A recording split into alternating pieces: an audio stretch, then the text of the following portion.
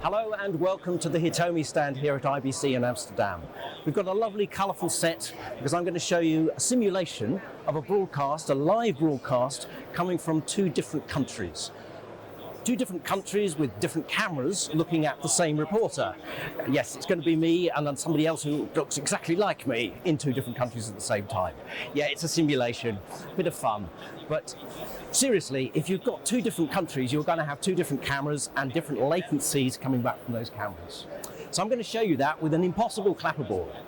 If you have a look at my screen there, I've got the two camera outputs.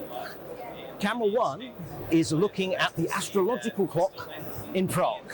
Let's just assume that's in the Czech Republic there, hence the flag. In London, we have Big Ben.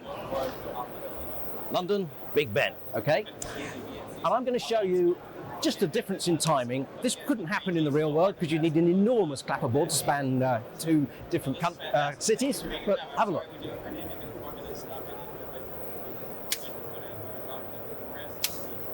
You see it claps on the right before the left. It's because the timings are different. But how much by? You can't put somebody in a country the way I've done it, so we need another way of doing it. MatchBox Glass is effectively an electronic clapperboard.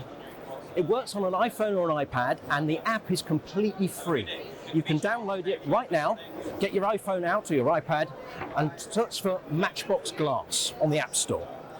We don't need any registration, we don't take any personal details, you just download it and it works.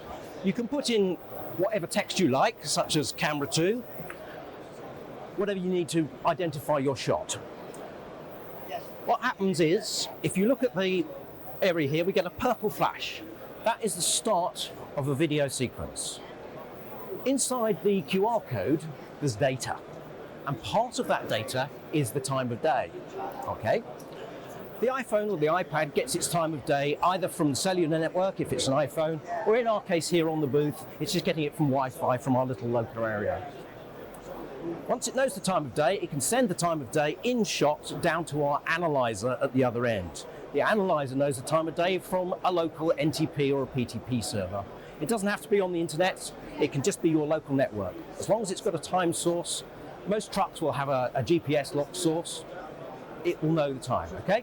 All right, so we're sending time of day in shot, which allows our analyzer to work out the latency. Very simple.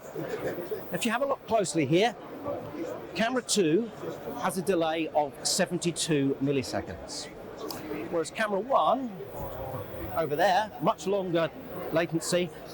Maybe it's because it's been encoded and compressed, 349 milliseconds. Now what I can't do is make the slow camera any faster, but I can take the fast camera and add some delay to it. So I'm going to do a quick calculation. What was that, 349? Oh, helps if you turn your calculator on. 349 minus 71, 278 milliseconds. So I've got a frame synchronizer here, which is not our product. Most facilities will have a frame synchronizer and the ability to add some delay.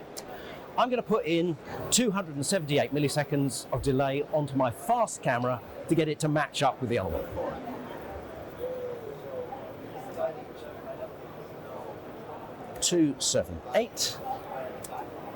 It's a completely live system. So if we have a look here, 349, 350, they're within a millisecond.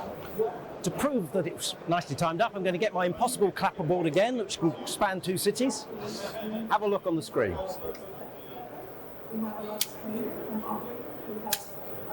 I think you'll agree that's nicely co-timed. Not only does it look right by eye, but you've got proof, you've got evidence in hard numbers that those cameras are perfectly synced. Yeah? You can stop arguing about, well, I think that one's ahead, I think that one's behind. There's the evidence, move on. What we're going to move on to now is the more important thing of lip sync. This is what Hitomi's famed for. Okay, I'm going to turn on the speaker and do a little piece to camera as if I was a roving reporter. So we have lined up both our cameras. But oh dear, the consequence of putting in some delay means that we've got to mess with the lip sync. Oh dear. Doesn't look right, doesn't sound right, does it? But is the audio ahead? Is the audio behind? And by how much? Do you want to have a guess? Most people, when they guess, get it wrong, to be honest. All right, the answer is to measure it, and that's what we're going to do now.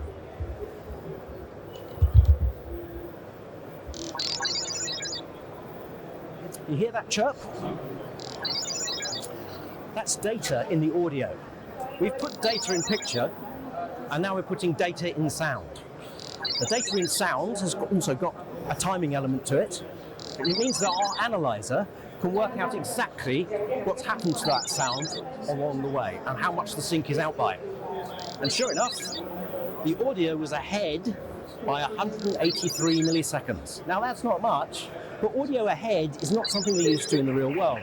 In the real world, you always see and then you hear.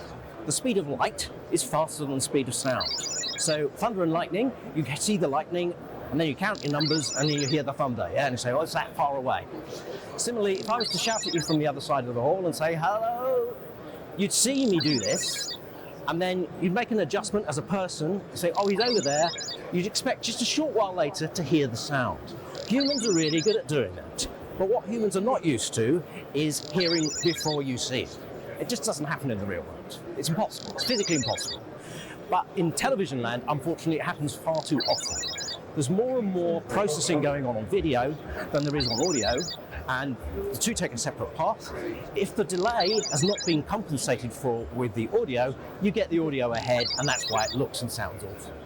It was only 183 milliseconds, but that's enough to screw with our brains. All right, let's fix it.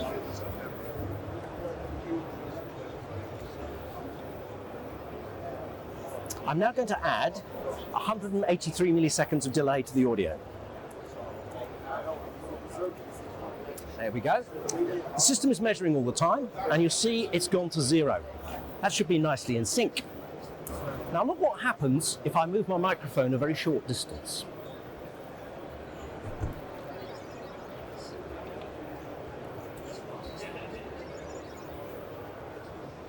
Okay.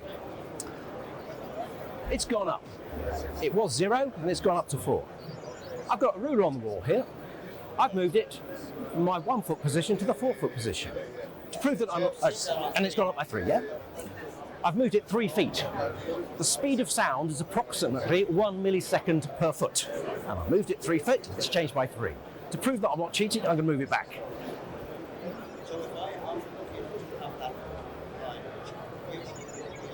There we go, and you should see that go back to 0. Indeed it does. The system is very accurate. It's so accurate you can use a microphone as a ruler. Now this is a noisy environment here at the stand at IBC, and there's lots of people going past, but our system's still measuring. It's very, very robust. And as I say, so accurate that you can use it as a ruler.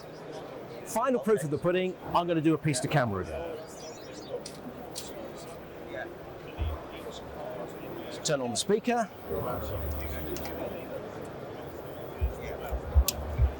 I'll get back into shot. So we've lined up both our cameras. We measured that there was a lip sync error and we knew exactly how much it was, so we could correct for it. Not only have we corrected for it, we've got the evidence that it is absolutely spot on. And I think you'll agree, looking and listening, it's much, much more comfortable, much more natural when the lip sync's right. Indeed, it is right. We've got perfect timing.